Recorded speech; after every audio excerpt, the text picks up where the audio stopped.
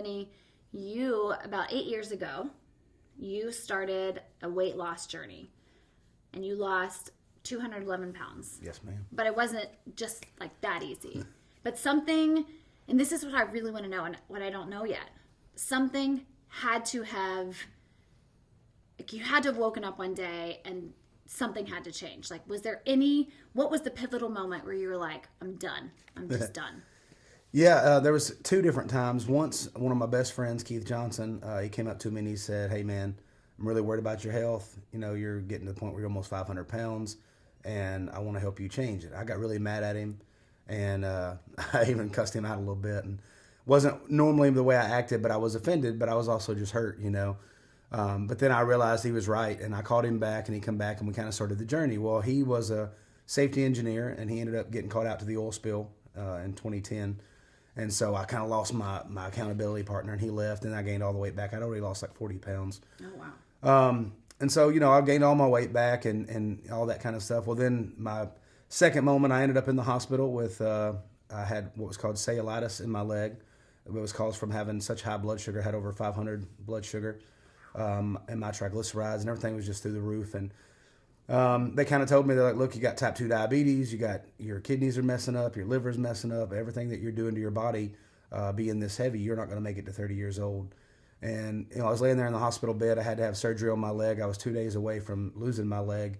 And I just decided, I was like, look, I'm not going to be this guy, And what really hit me, it was kind of crazy, but my thing that really motivated me was I had a healthy body. I was living my dream. I had gotten the record deal and done all the great things. And I had given myself a disease that was going to take away my leg. Mm. And all I could think about was all these soldiers that go off to war to fight for us that are in all this great shape that come back with no leg. Mm. And here I am sacrificing mine because of my own stupidity and my own choices. And that was what really kept me motivated through this entire journey, is just things like that. And, realizing that when God blesses you with something, you need to, take care of that. And I think all of our bodies are a blessing, especially when you have full function of it. So, yeah.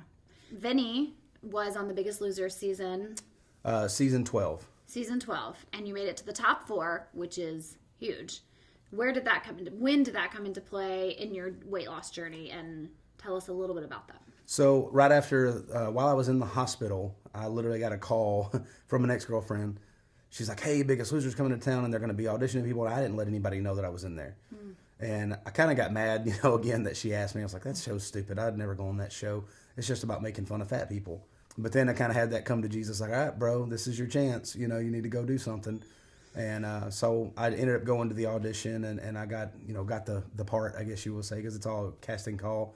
What? Yeah. What? No. I was America's. Are you saying they don't just pick people because they love them? Yeah. Well, it was because they love you, but they're looking to fill a part. So I kind of was like America's sweetheart, the good old country boy, that was always a hard worker and had reached my dreams, but had let other stuff slide. And really that comes from running from things in my past and trying to.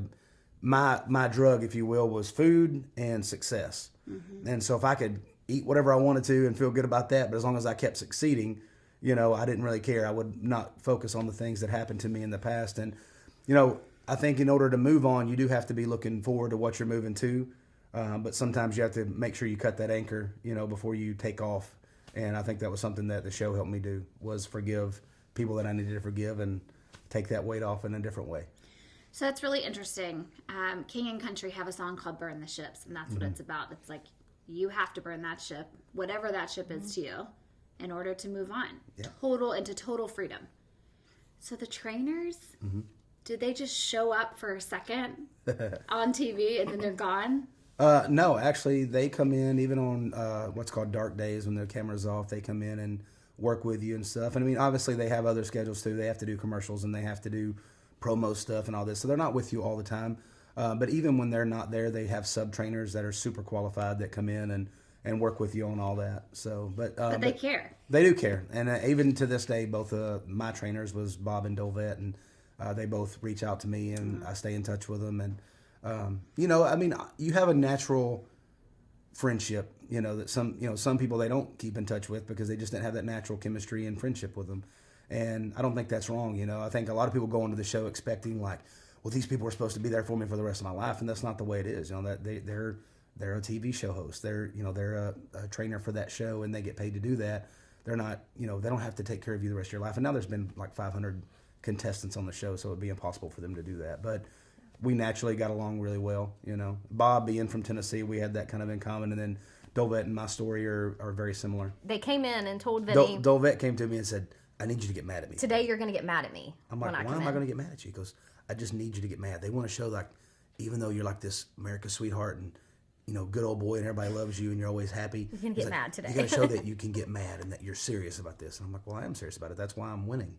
And he's like, yeah. He goes, but I need you to get mad at me. I'm like, okay, cool. He goes, I'll tell you when to do it. I was like, all right. So he comes in and we work out for 3 hours. And then at the end, they put us on the ellipticals. And so we're sitting there and we're kind of talking and doing it because we've already worked our butts off. And the next thing you know, he comes over, he goes, what's so funny? Why are you laughing? And I'm like, I'm just laughing. And he's like, working out. What's y'all not take this seriously? You need to get mad. You need to get mad. I'm like, well, why do I need to get mad? I forgot that he told me. So I'm sitting there, I'm like, what's wrong with old man? I'm mad. And then he goes, are you not mad at yourself for letting yourself get to this and blah, blah, blah, and all this other stuff? And I was like, you know what?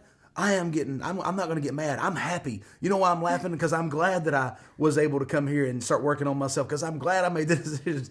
He goes down and he goes, Vinny, you made me look like the asshole. He's like, you hit me with the opposite of what I need. I need you to get mad and kind of get mad at me and cuss me out a little bit. And so then the episode comes out and I'm sitting there watching and all of a sudden he goes, I'm like, yeah, beep, beep, beep, beep, beep, beep, beep, beep. And I'm like, that is not what happened. I love it, beep, beep, beep, beep, beep. I am proud of myself. I know. I watched it. I'm like, you son of a saying to him? And I was like, I actually didn't cuss at all. Or if I cussed it wasn't that the negative,